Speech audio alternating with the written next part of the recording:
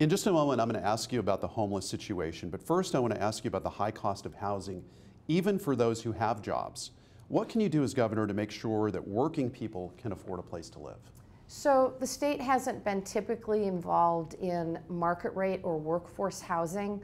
Since I became governor, I saw the impact of the market. Between 2000 and 2015, we underbuilt in Oregon, like many other states. We underbuilt by 155,000 homes, and we are all feeling the pinch of that in our communities and neighborhoods around the entire state. That's why I have been working with our Oregon Housing and Community Services Department to create public-private partnerships to create and develop more workforce housing. For example, in Pendleton, we built over 70 homes. I know that doesn't sound like much in the Portland metropolitan area, but for Pendleton, a huge portion of their workforce commutes in.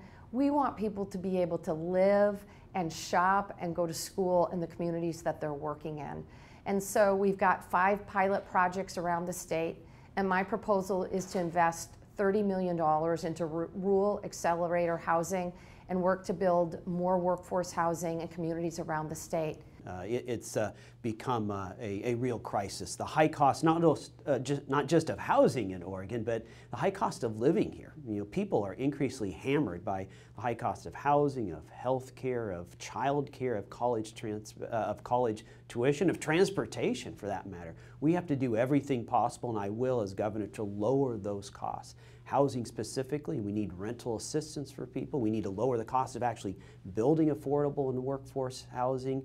And importantly, we need to stimulate the private market to provide more housing. That competition will lower the overall cost and allow people to keep more of their wages in their pocket instead of spending it on these monthly expenses that have gotten so high in